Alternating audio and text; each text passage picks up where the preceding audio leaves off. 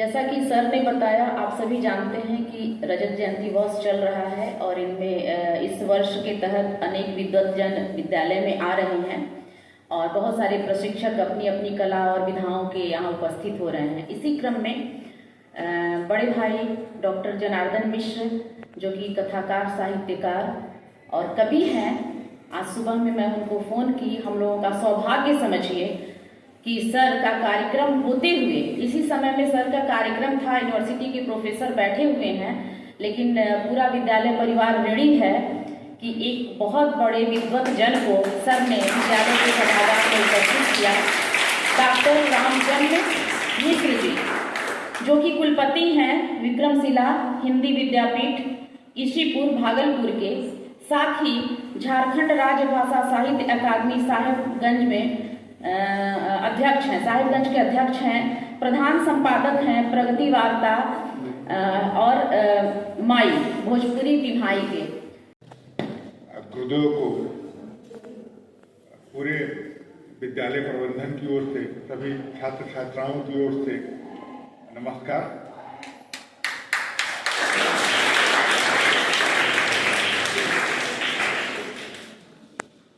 धन्यवाद देने से पहले मैं गुरुदेव को ये बता देता हूँ कि इस विद्यालय में लगभग 2500 बच्चे पढ़ते हैं।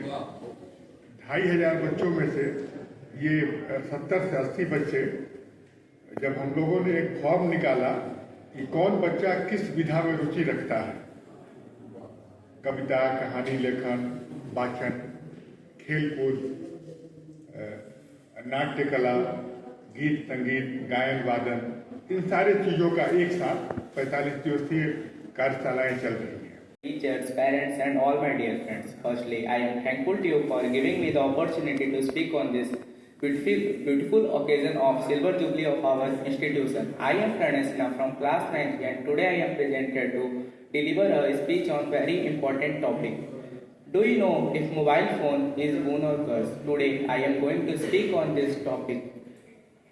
Firstly, mobile phones are double-edged swords. They can be a powerful tool for learning, communication and entertainment, but they can also be a distraction and a source of addiction.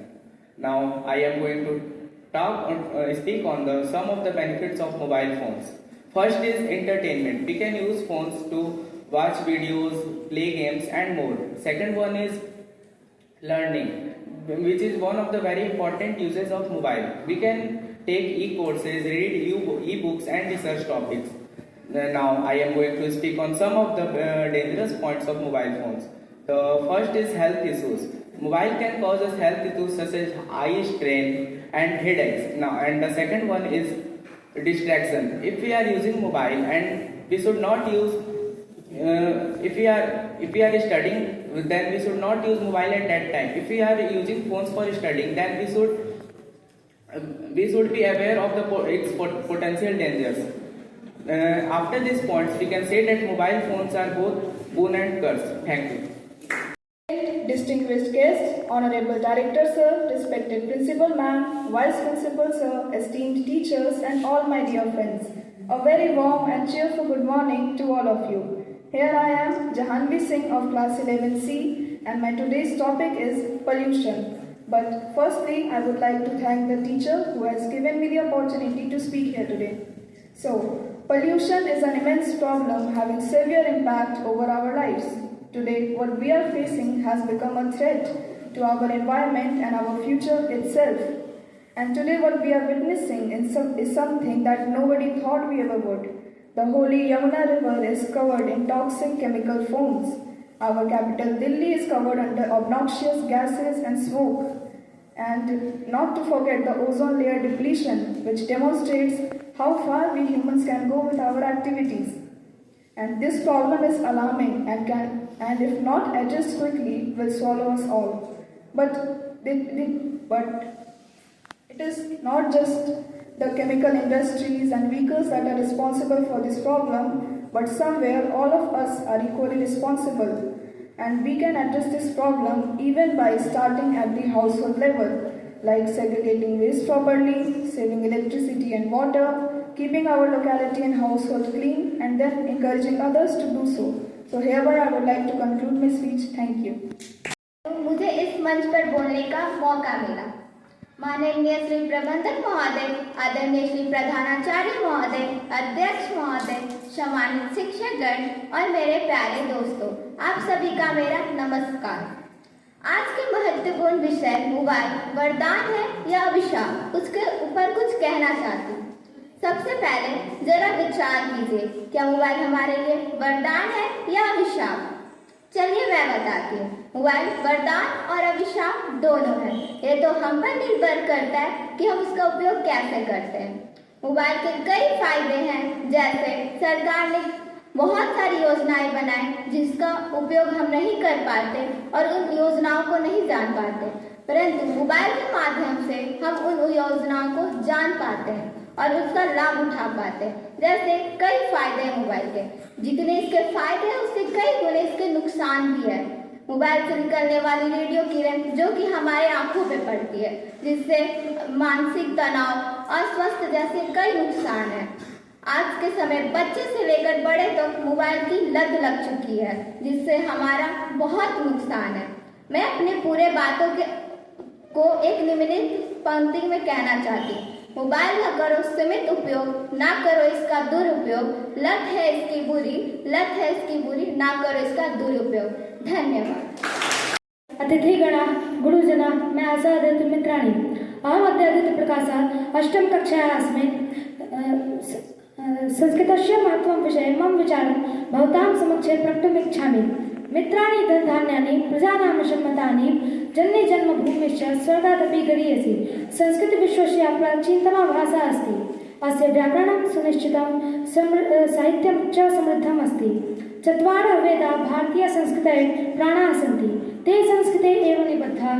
18 पुराणानि, 6 दर्शनानि, वेदाङ्गानि च संस्कृतस्यैव निधयः सन्ति। अमृतं संस्कृतं मित्र, सरसं सरलं वच, एकता मूलकं राष्ट्रे, ज्ञान विज्ञान पोषकम्। प्राचीन काले सर्वे एव भारतीयाः संस्कृत भाषायाः व्यवहारं कुर्वन्ति स्म।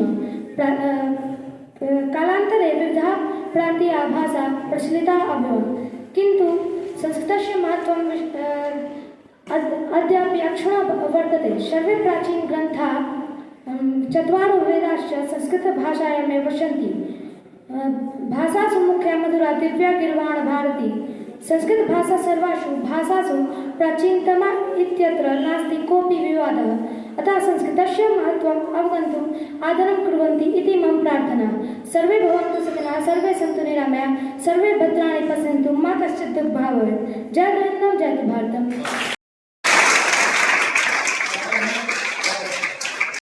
एवं सभी लोगों को मेरा सादर प्रणाम। मेरा नाम साक्षी राज है और मैं आज आप सभी के समक्ष अपनी हस्तलिखी एक कविता सुनाने जा रही हूँ, जिसका शीर्षक है मैं छात्र हूँ। मैं छात्र हूँ, मेरा है सपना, ज्ञान की रोशनी से सारा जग रोशन करना, पढ़ाई में मन लगाना और निरंतर आगे बढ़ना, हर कठिनाई से डरना नहीं, बस उसे पार करना।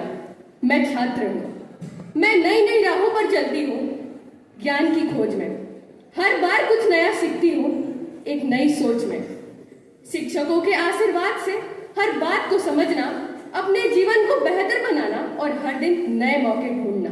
मैं छात्र हूँ, समाज में बदलाव लाऊं मैं, समस्याओं से डटकर लड़ जाऊं मैं, मेहनत कर अपनी राह बनाऊं मैं, कभी ना रुकूं, कभी ना थमूं, सपनों की ऊंचाई को छू लाऊं मैं छात्र हूँ, लेकिन अंत में एक संदेश है खास, मेरे लिए नहीं ये सबका विश्वास। हम सबको लड़कर दिखाना है और अपने कर्तव्य को पूरा कर हमें अपना दर्जा बनाना है। बहुत बहुत धन्यवाद। परिवार जो है, इस विद्यालय परिवार में असीम संभावनाएं हैं और जो यहाँ पर छात्र जो अपनी योग्यता हासिल कर रहे हैं, इसमें आज कार्यशाला में हम लोग की उपस्थिति और बच्चों की उपलब्धि देख करके बहुत ही मैं प्रभावित हुआ हूँ। बच्चों में असीम संभावनाएं हैं, साहित्य कला संस्कृति की असीम संभावनाएं हैं और जो हमारा जो प्राचीन भारत है, जो गौरवशाली परंपरा जो रही है, उस परंपरा के तहत बच्चे संस्कृत में भी ज्ञान हासिल कर रहे हैं, कथा साहित्य में भी ज्ञान हासिल कर रहे हैं और कविताओं पर अपना जो अनुभव है, अपनी उपलब्धि बहुत ही बखूबी दे रहे हैं। और मैं यही कहना चाहता हूँ कि संभावना विद्यालय परिवार जो पूरे शाहाबाद क्षेत्र का एक सर्वोच्च मानक परिवार है, बच्चों के भीतर की ऊर्जा को वो ढूंढ रहा है और प्रज्वलित कर रहा है, एक प्रतिस्फुटन दे रहा है और आकार ग्रहण कर रहा है। बच्चों में असीम संभावना है। विद्यालय परिवार के प्रति मैं अपने हृदय से पूरी समग्रता के साथ मैं साधुवाद मुबारकबाद दे रहा हूँ कि यह विद्यालय दिन प्रतिदिन अपनी ऊंचाइयों को पर और अग्रसर होता रहे और इसी तरह से यहाँ पर हम लोग बार बार आते रहें। बच्चों के बीच में हमारा मन भी, हम सभी का मन भी बच्चा बच्चा बना रहे। जय हिंद, जय भारत। संभावनावासी विद्यालय को साहित्य के संबंधित जयंती वर्ष से क्या कहें, आपको कैसा लगा यहाँ आने के बाद बच्चों से बातचीत?